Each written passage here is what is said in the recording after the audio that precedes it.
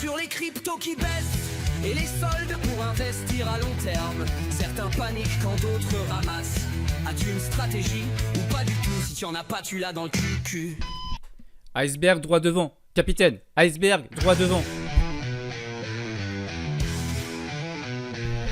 Tournez, capitaine, tournez. Plus vite. Plus vite. On va toucher. Plus vite. Plus vite. Bon, blague à part, bonjour à tous, bonjour à toutes les crypto-surfeurs et les crypto-surfeuses, j'espère que vous allez bien malgré cette correction de marché. Donc aujourd'hui, on va parler un petit peu d'investissement passif, de DCA. Est-ce que les supports tiennent? Est-ce qu'on est sur un Discount Bonds? Est-ce qu'on est parti en marché baissier ou pas? Je sais que les émotions sont mises à rude épreuve. Moi, je voudrais rappeler que notre Titanic est insubmersible. Pourquoi? Parce qu'on a des balises sur notre méthode de trading. Donc on était à plus 10% malgré la correction actuelle, quand il y a des gens apparemment qui sont à moins 50%, voire bien plus. Nous, on est safe. Donc la méthode crypto-surfeur, elle fonctionne très bien. C'est juste qu'on n'est pas dans un cycle de marché pour l'instant qui est extrêmement haussier et porteur pour nous permettre de faire de la grosse performance, enfin en tout cas faire de la performance, qu'on ne vend pas non plus du rêve nous, hein, mais pour faire de la bonne performance en tout cas sur les cryptos et avoir des accidents possibles de richesse qui s'accumulent et qui se multiplient. Et par contre, ça gère parfaitement son rôle défensif et pourtant on est quand même surexposé, je le rappelle, on a pris trop de risques. On va pas se retrouver à moins 10% sur le drawdown, on va pas se retrouver là. Rien qui ne pourra pas être remonté ensuite lors du vrai bull market quand ça repartira. Et pour l'instant, vous allez le voir dans cette vidéo, on n'y est pas. Donc on va parler de DCA.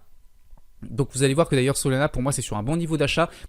Donc je vais vous faire aussi une première partie où on va parler un petit peu de l'investissement passif au pire moment. Je vais vous donner l'exemple de Nvidia. Donc vous allez voir que finalement lorsqu'on est patient, lorsqu'on choisit une bonne valeur sur du long terme, même en achetant au pire moment, on se retrouve avec une rentabilité incroyable à partir du moment où on a réussi à être patient et à résister à, entre guillemets à la tempête. Mais vous allez voir qu'actuellement sur les cryptos, certes en termes de pourcentage de baisse, c'est la tempête, notamment sur Solana qui a baissé à peu près de 50%. On est sur une espèce de tempête, mais en réalité, graphiquement, non, c'est pas de la tempête, c'est juste de la volatilité, c'est juste une correction de marché, et qui se fait également sur le Bitcoin. Mais voilà, on reste dans des constructions à long terme de marché aussi. Donc je ne vais pas faire une intro trop longue parce que vous allez voir qu'on va voir beaucoup de choses aujourd'hui. Donc on attaque tout de suite les graphiques et c'est parti, bon visionnage pour cette vidéo. Donc là on est sur le graphique de Nvidia en mensuel, on est en 2008. Vous voyez que ici je vais prendre le cas où on ne fait même pas de DCA, c'est-à-dire qu'on ne va pas moyenner à la baisse ici ou ici et faire baisser son PRU. On va dire qu'on fait un achat conservation pour du long terme car on aime bien la valeur en 2008 et au pire moment on ne savait pas qu'il y aura un crash derrière, hein. Donc vraiment au pire moment on achète ici sur le top de marché et puis derrière il se passera ce qui se passera avec la crise des subprimes et puis le crash boursier de 2008 avec une baisse sur Nvidia de moins 80%. Donc quand vous prenez moins 80% sur votre capital, il faut quand même être vraiment solide pour pas paniquer, pour conserver sa position et pour faire du DCA pourquoi pas. Là je vais parler de faire sans DCA, mais encore une fois bien sûr c'est encore plus intéressant si on fait du DCA. Donc il faut vraiment être sur une valeur sur laquelle on pense que sur le long terme elle montera. Et puis Nvidia, donc c'était en 2008 et on va voir qu'est-ce qui s'est passé, quand est-ce qu'on repasse positif. Et vous voyez que déjà ici on est en 2013, donc ça veut dire que pendant 5 ans on est toujours en perte de quasiment la totalité de notre position investie sur Nvidia.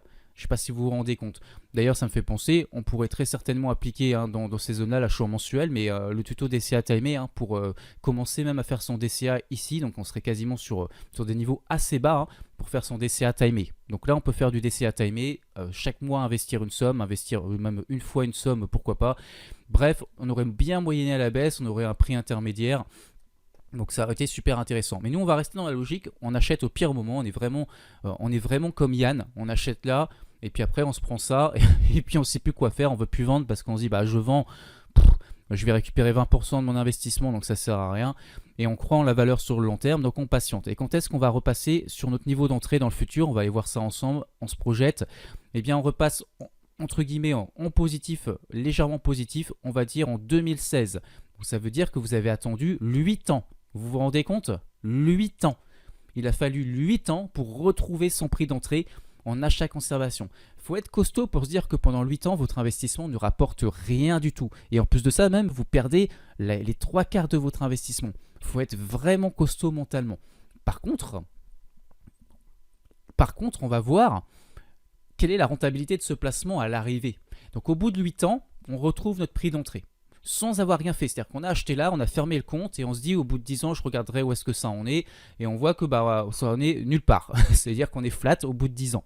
Donc c'est déjà bien. C'est-à-dire qu'on se dit ok, ça n'a rien rapporté, mais par contre, du coup, si vous avez fermé votre compte, vous avez pu regarder votre compte, vous n'avez même pas subi les moins 80%, vous ne les avez même pas vus puisque vous n'avez même pas ouvert votre compte pendant ces 10 ans.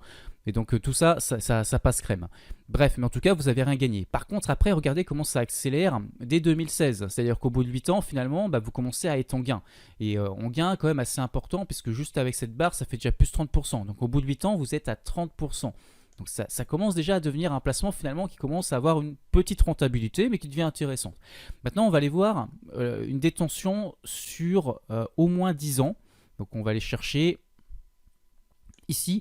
Donc là, on arrive, regardez, en 2018. Donc on avait acheté en 2008, juste avant le crash. On est en 2018. Donc au bout de 10 ans, si on fait un bilan, on se dit, voilà, je regarde dans 10 ans ce que ça m'a rapporté. Eh bien, ça a rapporté 886%. Je ne sais pas si vous vous rendez compte, alors je suis nul en maths, je ne sais pas si je peux faire un calcul bête en divisant par 10 pour savoir le rendement annuel, je ne sais pas si ça marche vraiment comme ça. Malgré que mon grand-père et ma mère étaient agrégés en mathématiques, je n'étais pas si mauvais que ça à l'école, mais je suis devenu mauvais. Mais si on fait ça, on peut se dire que c'est un placement qui nous a rapporté 88%, 88% par an. Je ne sais pas si vous vous rendez compte, c'est-à-dire qu'en étant 8 ans en énorme perte à moins 80% et en étant flat au bout de 8 ans, eh bien au bout de 10 ans, quand on fait la moyenne annuelle, ce placement investi au pire moment, il nous rapporte 88% par an de rendement. Vous vous rendez compte? Et tout ça juste en 10 ans. Je rappelle, vraiment en 10 ans. Voilà, donc ça c'était juste pour faire un petit point sur le DCA. Vous voyez qu'on se prend moins 80% et au final on se retrouve à plus 88% par an de rendement, de rentabilité. Si mon calcul, bien sûr, il peut se faire bêtement en divisant par 10, par le nombre d'années. Je ne suis pas sûr que ça marche bien comme ça, avec le principe des intérêts composés, etc. Donc voilà, donc ça c'était juste pour relativiser un petit peu sur ce que c'est un investissement passif et long terme. Là on parle de 10 ans, on aurait pu parler de 20 ans, si on va chercher encore plus loin jusqu'en 2000, on était en 2018, si on va chercher jusque dans le présent, on est ici maintenant. Voilà, donc c'est même pas 20 ans là, c'est même pas 20 ans. Je vous raconte pas le gain phénoménal de ce placement qui avait été investi au pire moment, juste avant un crack boursier énormissime, puisque ça a fait moins 80%. À l'arrivée en 2025, vous vous retrouvez avec une fortune, juste avec cette position investie au top de marché. Voilà pour la philosophie du portefeuille buy and hold. Lorsque vous détenez des positions à long terme, vous devez être content quand ça baisse, parce que ça, quand vous achetez, quand vous moyennez avec le tuto DCA timé par exemple en bas, vous faites des gains énormissimes. C'est pour ça que quoi qu'il arrive en fait là sur le Bitcoin, l'Ethereum et même Solana, si vous voulez rajouter Solana, finalement c'est des choses qui sont positives pour le back passif. C'est juste qu'il ne faut pas acheter, faut pas mettre toutes ces liquidités trop d'un coup et trop hautes. C'est pour ça que je parle de paliers d'investissement et des paliers qui sont de plus en plus bas. Et même dans l'idéal, il faudrait investir plus sur le dernier palier qui est en bas et moins sur le premier palier. Et un peu plus sur le deuxième palier qui est entre les deux. Je ne sais pas si je suis clair comme ça, mais voilà. En fait, plus ça baisse, plus vous pouvez investir plus de capital et être plus prudent sur le premier palier d'investissement. Le deuxième, vous pouvez déjà y aller en mettant beaucoup plus. Et le troisième, idéalement, il faudrait avoir encore pas mal d'argent pour investir. Donc avant de vous montrer les graphiques, j'étais tombé sur ce graphique ici de l'évolution de la crypto-monnaie sur un site qui fait des statistiques, et c'était jusqu'en 2022. Donc en fait je voulais chercher justement sur la période actuelle jusqu'en 2025, mais je n'ai pas trouvé, donc ça m'a pas amené grand chose du coup d'informations. Mais bon, donc voilà, je vous le présente rapidement quand même. Ça nous indique qu'en 2014 le Bitcoin représentait 80% à peu près de la capitalisation du marché global, c'est-à-dire de l'ensemble des cryptos. En 2022 plus que 43%, ça veut dire qu'il y a eu énormément de projets de crypto-monnaies qui se sont créés entre 2014 et 2022. Et j'imagine qu'en 2025, peut-être encore que ça a été réduit, puisqu'il y a dû avoir encore plein d'altcoins qui ont été mises sur le marché. Donc voilà, en tout cas, on a une capitalisation boursière du coup qui augmente d'année en année. Et puis je pense que là, nous maintenant, ce qu'on a surtout dans la période actuelle, c'est des potentiels d'adoption qui augmentent, avec notamment un Donald Trump qui est pro-crypto, et puis qui du coup avec Elon Musk, qui nous aide entre guillemets, puisque la SEC rejette pas mal de poursuites, donc il y a quand même pas mal de choses positives. Alors on commence par l'Ethereum contre du dollar ici en vue mensuelle, pour vous montrer qu'on est en train de former une superbe pattern ici de type tasse séance. Donc on a une tasse où il y a eu pas mal de vendeurs, et puis maintenant il y a de moins en moins de vendeurs, et là on commence à former ici une petite consolidation qui se fait aux alentours du pivot ici des 4185 à peu près, bref. Et donc là on attend la cassure pour relancer une éventuelle, si ça se fait, on n'en sait rien, dynamique haussière et tendance haussière. Donc tant que pour l'instant ce support ici que j'ai tracé en vert tient, on est simplement dans une correction avec peu de volatilité comparé à la profondeur ici de la tasse. On avait eu un superbe momentum au préalable. On va pouvoir descendre un petit peu en hebdomadaire pour zoomer, hein. Donc voilà, ça on avait pu surfer une partie de cette tendance. Et puis maintenant, voilà, il y a ces ATH ici qui bloquent le prix depuis 2021 maintenant pour les ATH. Et là on est en train de construire une double creux sur la micro-base, une pattern du coup de consolidation. Et vous voyez que pour l'instant le support ici est en train de tenir, c'est-à-dire le support de toutes les mèches que vous voyez, qui est un niveau psychologique qui est souvent racheté ces derniers temps. Donc tant qu'on ne le casse pas par le bas, eh bien non, on n'est pas, les cryptos ne sont pas en péril, les cryptos ne sont pas en bear market. Vous voyez qu'ici encore un peu de marge de baisse pour rejoindre ce niveau. Et d'ailleurs on va aller voir tout de suite Solana, puisque Solana est un petit peu dans le même genre de configuration. Si vous voulez voir un peu les fondamentaux, j'avais présenté le projet sur la chaîne, hein, vous retrouverez la vidéo sur Solana, qui faisait partie de mes paris pour 2025. Donc pour l'instant, ça corrige, on n'a pas eu de breakout, donc pour l'instant il n'y avait pas de trade à prendre puisqu'on attend la cassure du pivot. Par contre ici, pour l'investissement passif et long terme, prendre une première cartouche sur ces niveaux, je pense que c'est très intéressant si on croit dans le projet, bien évidemment, et en gérant son risque. Donc voilà notre configuration sur Solana. On a un petit peu la même chose que sur l'Ethereum. On a eu beaucoup de vendeurs ici durant toute l'année 2022. Ça s'est repris ici. D'ailleurs avec nos élèves, je leur avais expliqué que j'avais pris position sur la cassure de ce pivot là et que j'avais pris mes gains aux alentours de ce niveau là. Et puis en gros des ATH. Et puis tout simplement depuis on consolide. Et là on est en train de revenir vers ce niveau de support que je vous ai montré également sur l'Ethereum. Donc on peut encore baisser un petit peu. Et c'est pareil, tant que ce niveau ici ne casse pas par le bas, eh bien on est toujours dans une construction en fait d'éventuels bull market. Donc je sais qu'il y a des gens sur ma chaîne qui me disaient qu'on était déjà en bull market lorsque j'avais fait les vidéos sur Solana, etc. Moi je ne suis pas d'accord, on n'est pas en bull market, on est en bull market sur 2-3 cryptos majeurs, mais on n'est pas sur l'ensemble du marché. Vous allez le voir ensuite, d'ailleurs je vais vous montrer l'indice Overs et vous allez voir qu'on n'est pas du tout en bull market dessus. Par contre on est en train de le construire et c'est ça qu'on attend pour profiter d'une belle hausse sur le marché des cryptos. Et là vous allez voir que tout le monde se mettra à en parler, mais nous on aura déjà ramassé les supports bien avant. Bien sûr si ça casse il suffit de liquider la position, donc voilà, on a un risque reward qui est très intéressant ici sur Solana. Je vous montre pour vous expliquer ce que ça veut dire, même si vous êtes débutant vous allez comprendre. Si admettons je mets un stop ici sous le pivot, j'achète ici. Ça veut dire que si je perds de l'argent, je vais perdre moins 16%. Par contre, si mon pari est gagnant et que je revends ici au niveau de la résistance, je vais gagner 80%.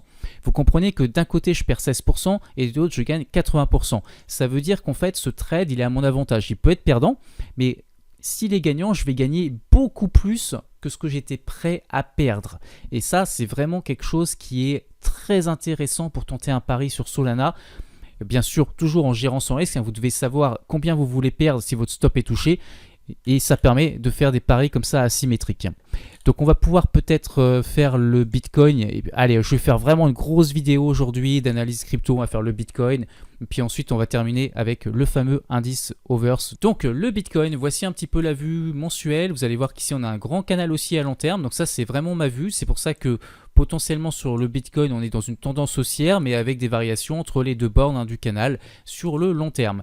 Ici on est en train de consolider. On avait formé une tasse séance qui avait été cassée par le haut. En fait la pattern qu'on attend sur Solana et Ethereum, vous voyez ici la grande tasse et lance ici qui est en train de se construire sur Solana et Ethereum, on l'avait cassé sur le Bitcoin. Et donc on avait encaissé un gain partiel d'ailleurs dans cette zone là. Et puis depuis c'est en train de corriger par le bas. Donc là on est en train de revenir en fait sur le pivot ici que j'ai tracé. C'est un point pivot, voilà, ne me demandez pas pourquoi, on ne va pas détailler ici. Mais en tout cas c'est un niveau psychologique qui peut faire bloquer le prix. Mais surtout essayez de vous concentrer sur la figure ici en pointillé que j'ai tracé. Je ne sais pas si vous voyez, pointillé rouge pour le support et vert pour la résistance. Et en fait ici on a un canal haussier dans un grand canal haussier à long terme. Voilà. Et donc tant que ce canal haussier tient, on est toujours haussier sur le Bitcoin. Simplement on est en train de corriger parce qu'on était aux alentours de la résistance. On revient corriger aux alentours de l'ancien pivot et en plus de ça du bas du canal haussier ici tout simplement. Donc voilà. Et ici à mon avis il va avoir des achats dans cette zone. On peut baisser encore un petit peu. Je ne sais pas si on va y aller, mais on pourrait baisser encore un peu. Mais il y aurait probablement des achats ici. En tout cas, pour être en bear market, il faudrait casser le support ici tout en bas. Donc sur du très long terme pour de l'investissement, moi je reste sur le Bitcoin tant qu'on ne casse pas ici le bas ici. Alors on va pouvoir terminer avec le fameux indice Overs qui correspond au total market cap crypto, mais qui exclut le top 10, c'est-à-dire les grosses cryptos majeures, les 10 plus grosses cryptos du marché. Donc ça permet de voir un petit peu les altcoins, les plus petits cryptos, ce qu'elles donnent. Et on voit qu'on n'est pas encore rentré dans une alt saison, on n'est pas rentré encore dans un gros bull sur les cryptos, puisque là, pareillement, on avait atteint la résistance.